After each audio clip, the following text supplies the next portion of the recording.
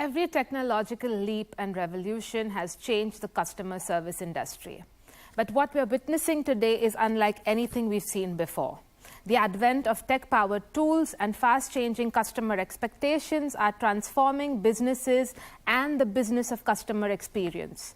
Combining the power of technology with the right intent and imagination can be a game changer for companies, turning customer experience into an engine of growth that drives sales and satisfaction, but above all, loyalty.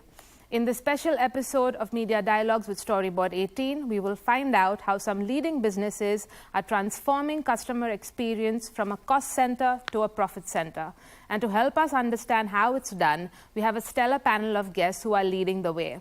We have with us Arun Parameswaran, Senior VP and Managing Director for India at Salesforce, Devendra Patil, Head of Business Excellence at Hafele India, and Abhishek Gupta, Chief Marketing Officer, Edelweiss Tokyo Life Insurance.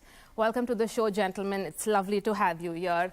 And I'm going to kick off the conversation, Arun, with you and ask you, how important is it to have a customer-centric culture in these times, especially with everything that we've seen with the pandemic years and how important customer service and experience was during that time?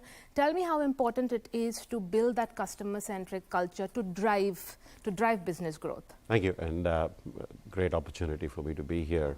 Let me give you some numbers. We run a state of the service survey every year globally, and we have a large participation from customers in India as well. Some very interesting numbers came out. Over 85% of customers have said experience is as important, if not more, than the product.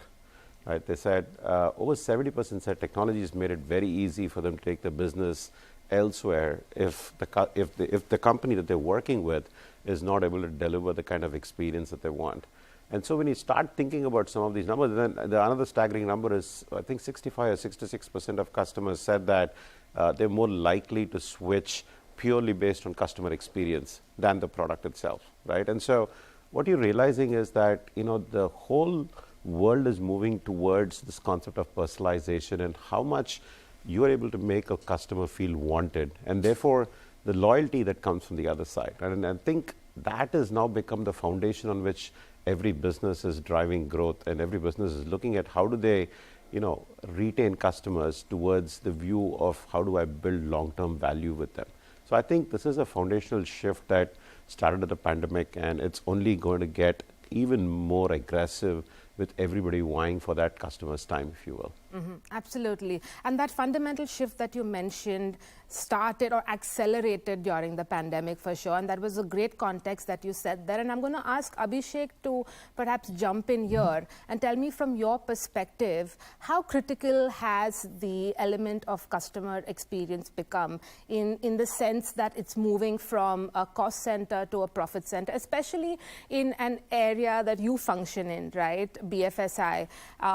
We all know, the grouses that customers have with a lot of the banking firms and the financial firms. So tell me from that perspective, how are you seeing this shift happen? Thank you, Delshad. Since you asked about profit center, and profits is all about numbers, and the numbers probably most define the profit. So let me give you some number twist over here. According to a survey that was done in terms of your loyal customers, they follow a bell curve. 20% of your customers are unprofitable to you, 60% of customers are profitable to you, and the balance 20% are highly profitable to you. So when you have a scenario where in terms of the loyal customers 80% are profitable to you, it becomes a no-brainer that it needs to, the company's organization needs to focus on offering superior consumer experience in order so that this consumer experience drives profitability. In our industry, and let me talk specific to life insurance industry, consumer buys our product for a fairly long term, 15-20 years period of time. While consumer buys it for a 15-20 years, our interaction with the consumer's interaction with us is fairly limited.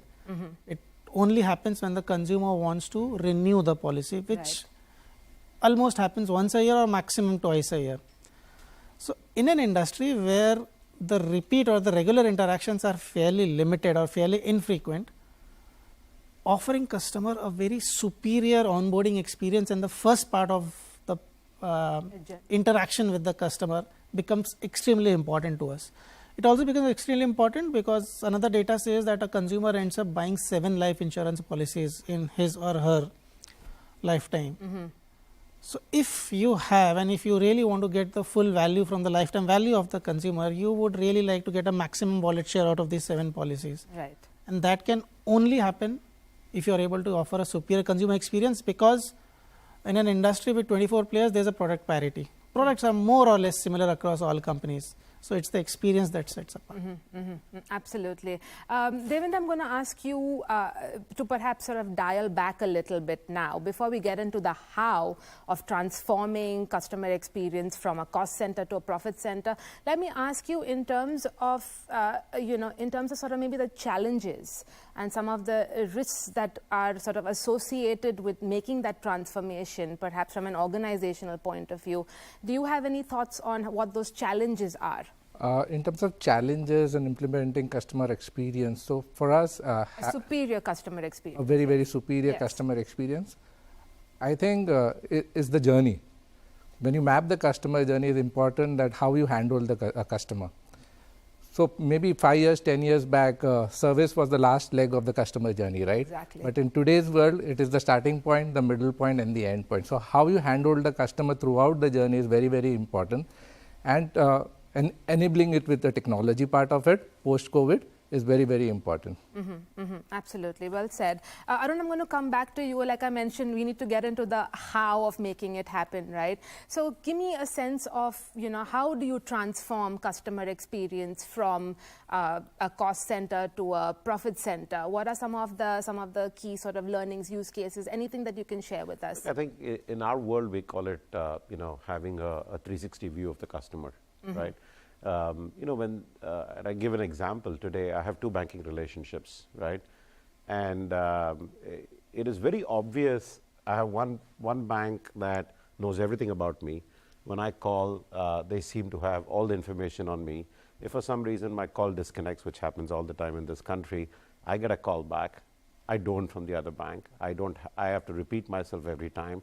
They don't seem to have information on what I'm, what my issues are, what my last, for example, if I get disconnected, I have to start all over again. There is no, again, start the story all over again, right? So the concept of a customer 360 is becoming extremely crucial. The moment you build that, right, and you're now able to take all touch points that the customer has with you as a company and able to present that to somebody and say, every time, I call in or every time I have a touch point, an engagement, whether it's on a website, it's a chat bot, it's a call that I make, if I'm visiting a branch of a bank or, a telecom provider, that foundationally will change my view of who I want to do business with, right? So I think where it comes down to, and that's the business that we are in, we believe that our motto is to make every one of our customers, make them the customer company for their customers, right? How do they engage? How do they provide that real-time engagement? So if you think about the future we believe is winning 4 battles. How do you present data in real time, right? How are you going to use, your favorite topic, artificial intelligence, because data is going to be in trillions of interactions. How are you going to use artificial intelligence to present the right data? And then how are you going to use the combination of data and AI to personalize what you want to tell your customer so that he engages with you? And like you said, right, if you're a life insurance company and you've got somebody who's only interested in engaging with you twice a year, how do you keep that connection going, right? And so I think the challenge is going to be having a holistic view of the customer and then using the rest of these, what I call the legs of technology, to make sure that you're able to constantly engage with that customer. Because right now, my time is limited, right? So I'm going to go where I know that the company or the customer, the organization that I'm engaging with knows me, knows what I want, is 2 steps ahead of me. It's a little scary. Yes. But it's a little scary, but that's where the world is. But that's what the customer expectation is today, right? You, first of all, you don't want to be hung up on. That's the start. Right. But if that happens, you don't want to tell your story again. You don't want to feel like you are in a loop or perhaps a Groundhog Day of sorts. But Devendra, you would like to add something to that, perhaps, because I saw you nodding there to some of the points that Arun was making. Yeah. So fill us in on what you're thinking. I would just like to add that understanding personas of the customer is also very important. So there are different customers with different needs, and you cannot provide a standard service to all the customers, right? Because every customer will have a different need altogether. Some customers would prefer to chat with a bot, but some customers would still prefer a human. So when you have different communication channels available with the customer, be it a chat bot or a voice bot or a human element, it is very important that the offerings are different for different customers. So you cannot switch off one, because it's a transition from a human interaction to a technology and maybe tomorrow a generative AI. But you cannot switch off, or you need to give options to the customer and choose as per their personas. Yes, yes. It's also sort of augmented intelligence is what we've also been talking about. If I may just add, right, I think it essentially comes down to two things: customer segmentation and personalization. Yep. Right. So today we're working with the cinema hall. If you walk into the hall with, they'll essentially know who you are. And when you walk into the hall, you get an SMS saying, hey, would you like to have a meal package of popcorn plus Pepsi? Because we know that last time you were here and you watched a movie, you bought a popcorn plus Pepsi combo, right? And so we know that, over the last 4 times, you've had a propensity to buy something. And so my ability to nudge that customer and say, hey, I've got something special for you, comes from the fact that I know who that customer is. Right. I've segmented that customer, and I'm now able to personalize my offer to that customer, understanding that his propensity to buy is going to be much higher, right? So the notion of spray and pray, which is how marketing was done. Even digital marketing 3 years back was essentially blast emails, blast SMSs. That ain't working anymore, right? So I think the world is moving very fast and furious. Almost all of our customers today want to be able to do that segmentation, and want to be able to deliver that hyper-personalization. Absolutely. Abhishek, you were nodding too there. Hyper-personalization, you mentioned, of course, insurance is a very sort of different beast altogether. But from what you're hearing from your perhaps colleagues everywhere in the industry, what are you hearing in terms of that sort of hyper-personalization drive? So, and that's transforming, of course, customer experience. You see, insurance, as I was telling you, is a long-term product and a consumer buys. And over this period of the journey, there are many life stages changes happens for the customer. And these life stages always act as a trigger. So the moment you get married, you realize that there's a responsibility, and therefore you start thinking of insurance. You have a childbirth, you start thinking of insurance. The child starts going to school and the first big expense hits you, then you realize I need to start planning for education. So all these are triggers, and we actually map these triggers because these are the triggers. It is the right trigger for us to pitch our product. The challenge that we face is, how do I know that this trigger is happening in the life of the customer? Because this particular customer has bought an insurance for me probably when this customer was unmarried. Now he or she is married, now has a kid, now the kid is going to school, but do I have the enough knowledge with me that the trigger has happened? If I have, then I am able to personalize my offering to this customer basis the life stage that the consumer is in. That's a challenge that the entire industry is facing, and if we are able to solve for it, which I believe, yes, because of hyper personalization, because of a lot of the new technological tool which is coming, we are able to do it. It also, one point that I would like to drive, it also depends on the culture of the organization. Does the culture actually promote that you need to start nurturing the customers over a period of time, or it is only driven by short-term gains, just do a sale today and forget about it? Right. So I will the customer as a human being. Yes, and therefore I will still place the culture above everything else. It's above the tools which are available, it's above the technological challenges, plus the innovations which are coming. I'll put the culture on the top of everything. Right, right. I mean, again, back to the point about a culture-centric approach, right, and a philosophy. Sorry, Devendra, please go on. Just adding to that, there's a saying, culture eats strategy for breakfast, right? And it starts from dinner. Of course. So it starts from the beginning. So customer experience is not a department's job, right? It is not anymore a customer service or customer care department's job. It starts from the beginning. And it is very important that each and every department is working towards giving an experience to the customer. And if you look at KPIs, how many KPIs are there for maybe a back office person, for a CSAT or an NPS? Never, not even for a finance guy. But at Hafele, we were able to do that. Customer first is the first competency that we have for each and every employee in the organization.